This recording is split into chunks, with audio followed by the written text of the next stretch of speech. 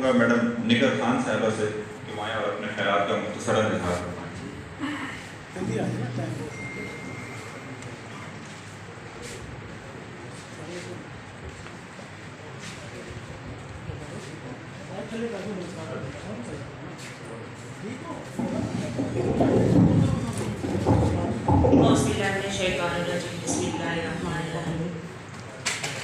आज मैं इस प्रेस क्लब में अपनी बहुत ही ऑनरेबल गेस्ट मैडम सारा अफजल और प्रेस क्लब के चेयरमैन और बाकी ऑनरेबल मेम्बरान को अस्सलाम वालेकुम।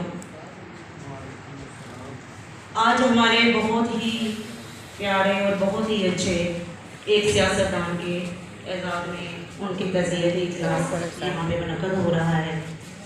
मैं उनके बारे में कुछ कहने से पहले एक आज जो कल हमारे बहुत ही प्यारे सेंटर ख्वाजा फरीदुद्दीन सियालवी साहब वफ़ात पा गए हैं, उनके लिए मैं कहूँगी कि पहले हम उनके लिए दुआ कर लें।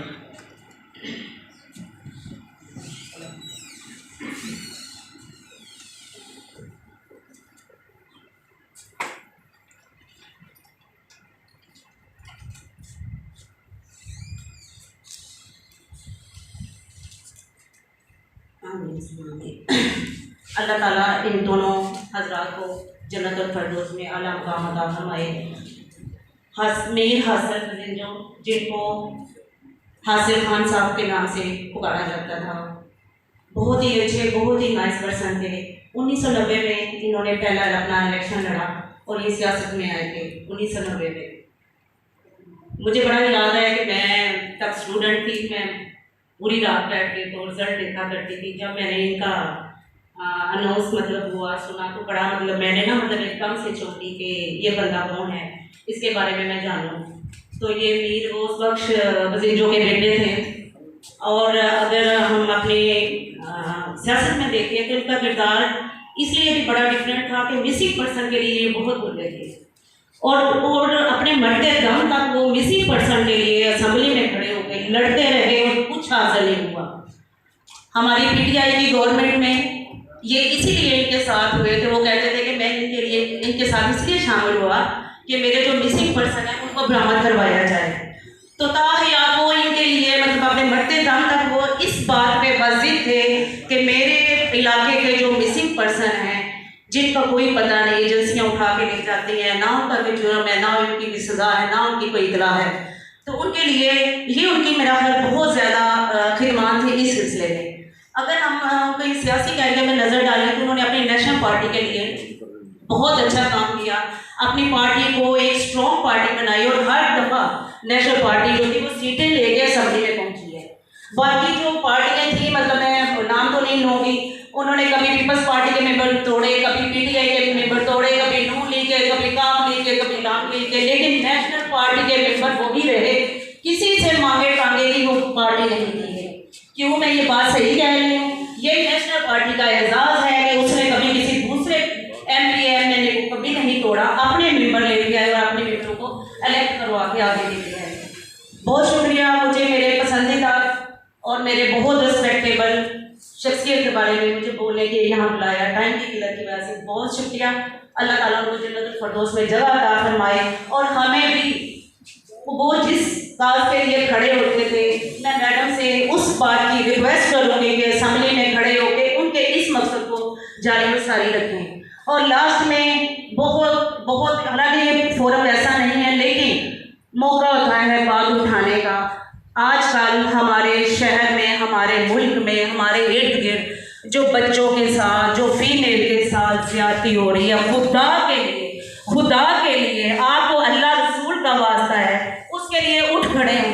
ये जो चीज़ें हैं आपके घर के बहुत करीब आ गई हैं, हम अपने घरों में भी महफूज नहीं रहे।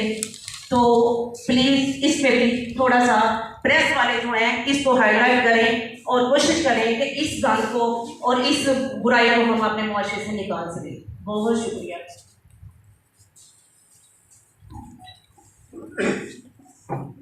दोस्तों, एक तो मैं वजाहत कर दूँ, मैडम ने ये फरमाया कि हासिल साहब पीटीआई के साथ रहे, या हादसा शायद उनको रहमी हुई है वो कभी तहरीक इंसाफ के साथ शामिल होना दूर की बात है, उनके साथ बैठना उनके लिए बहुत मुश्किल होता था। जो देखते रहते थे PMLN के साथ जरूर उनका इतिहाद था हमारी, और वो सिर्फ मीर हासिल का नहीं था।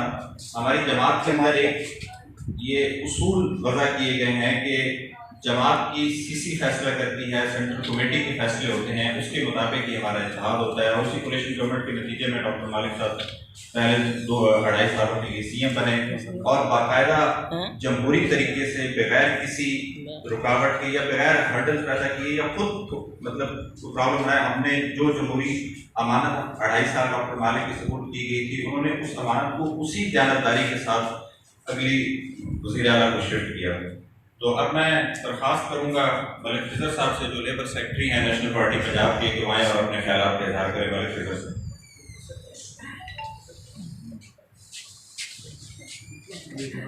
नहमदु व नसल्ली अला रसूलिल करीम।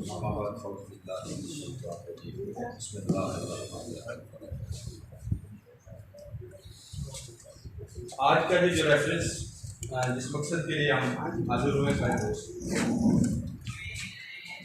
सबसे पहले मैं खुशामदीद कहूँगा और बहुत शुक्रिया अदा करूँगा डॉक्टर मालिक बलोच साहब।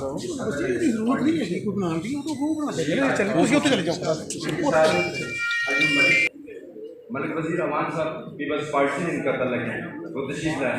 प्रेस के वक्त खास तौर पे मैं प्रेस और मीडिया के दोस्त जो तशरीफ लाए उनका मैं तहे दिल से बहुत शुक्रिया। पाकिस्तान के नामवर सियासतदान मीर हासिल बज़ेंजो की नागहानी मौत इंतहाई तकलीफ दिया है। मीर साहब इंतहाई शफीक और नफीस इंसान थे। मरहूम ने हमेशा सारी जिंदगी पाकिस्तान की सालमियत की बात की। पाकिस्तान एक मुहिब वतन सियासतदान से मरहूम हो गया है। इनकी वफात पर जो खला पैदा हुआ है उसका पूरा होना इंतहाई मुश्किल है। उन्होंने पाकिस्तान की गरीब कौमों और पिछड़े हुए आवाम के हकूक़ के लिए सारी ज़िंदगी जंग करी। इनके लिए अपनी ज़िंदगी वक़्फ़ की हुई थी।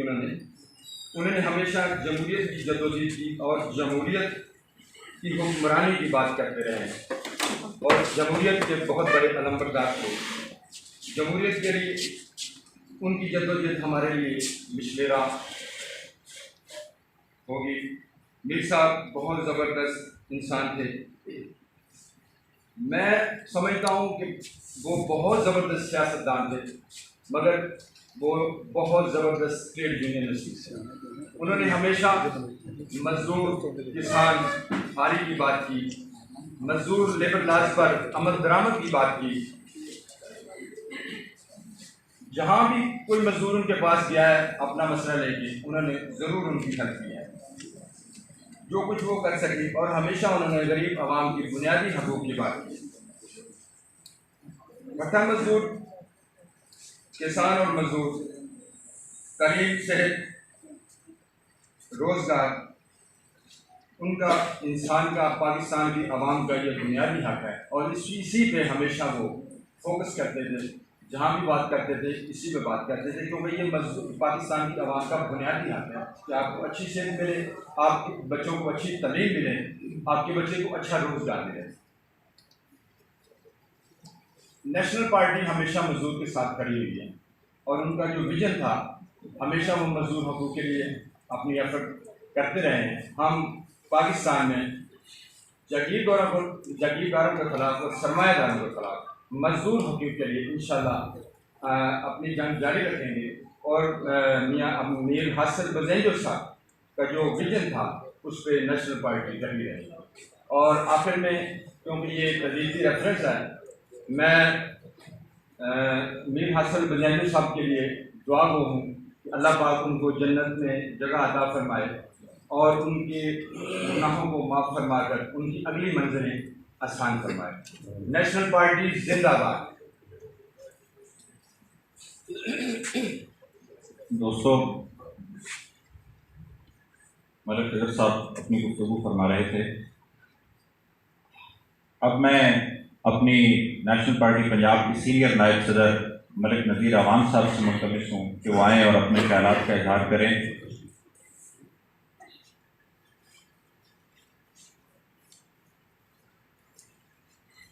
मौजूद कायदीन, मेरे वालिकुल एहतराम बुजुर्गों और मेरे हमसफरों, आज हम हाफिजाबाद में अपने कायद को खराजे अक़ीदत पेश करने के लिए जमा हुए हैं। तो इस सिलसिले में मुख्तसरन मैं अर्ज़ करूँगा कि मीर हासिल बदंजो वो शख्सियत थी जिन्होंने हमेशा आमरीत का डट कर मुकाबला किया। न उन्हें कोई झुका सका, न उन्हें कोई खरीद सका। आपने देखा कि चीफ की जब एक्सटेंशन हो रही थी तो सब पार्टियां, जो बड़ी बड़ी पार्टियां हैं, वो भी झुक गई थी, मगर हमारी पार्टी ने जो फैसला किया था उस पर डटे रहे और हमारे एक सेनेटर ने उनका साथ दिया जिसे हमने पार्टी से निकाल दिया। पार्टियों के कुछ असूल होते हैं और मीर हासिल बदंजो हमेशा असूलों के कारबंद रहे। दूसरी बात मैं ये कहता चलूँ, मुझे टाइम का भी कहा गया है कि मुख्तसर करना है, कोशिश करूँगा कि तमाम बातें थोड़े वक्त में कर जाऊँ। मीर हासिल बदंजो के वालिद एक अजीम सियासतदान थे और मीर हासिल बदंजो ने अपने नाम, बाप के नाम पे सियासत नहीं की। जब वो स्टूडेंट थे तो वो हासिल बलोच के नाम से मशहूर थे। हालांकि उस वक्त भी मीर गौस बख्श बदंजो की सियासत अरूज पे थी, मगर उन्होंने हमारे मौजूदा मौरूसी सियासतदानों के नाम पे सियासत नहीं की। उसने अपना नाम खुद पाकिस्तान में बनाया और आपने देखा कि जब सेनेट में उन्हें चेयरमैनी के लिए चुना गया, बनाया, मुंतखब करने के लिए आगे बढ़ाया गया, तो तमाम पार्टियों ने खुशदिली से उन्हें लीडर माना। और फिर आपने देखा कि बड़े बड़े लीडर जब खड़े हुए तो 64 थे और जब अंदर गए तो 50 रह गए। मुझे आज ये अफसोस से कहना पड़ रहा है कि सेनेट में खड़े होकर परवेज रशीद ने कहा कि हम मीर हासिल बदंजो से माफी मांगते हैं। उनकी वफात के बाद कहा कि हम उनसे माफी मांगते हैं कि हमारे 14 आदमी जो थे उन्होंने हमारे साथ धोखा किया। मैं इस प्लेटफॉर्म से मुतालबा करता हूँ कि उन 14 आदमियों के नाम बताए जाएं, उन बिकाऊ माल जो है उनके नाम बताए जाएं, ताकि आइंदा के लिए अवाम उनसे नफरत करें और अवाम उन्हें मुंतखब न करें। तो मैं इन्हीं अल्फाज के साथ, मीर हासिल की बातें तो बहुत है, मैंने काफ़ी अर्सा उनके साथ गुजारा है, काफ़ी उनके करीब रहा हो, मगर हमारे लीडरान आए हुए हैं, वो आपसे बातें करेंगे, तो मैं इन्हीं अल्फाज के साथ आपसे इजाज़त चाहता हूँ। हमारे साथ शामिल हुए हैं PM सफदर एडवोकेट साहब, हम उनके भी शुक्रगुजार हैं। दोस्तों, अब मैं अपनी पार्टी पंजाब के सदर अयूब मलिक साहब से दरख्वास्त करूंगा कि वो आएँ और अपने ख्यालात का इजहार करें। मोहतरम अयूब। नेशनल पार्टी जिंदाबाद, नेशनल पार्टी जिंदाबाद, मीर हासिल बदंजो जिंदाबाद, मीर हासिल बदंजो जिंदाबाद, अयूब मलिक जिंदाबाद।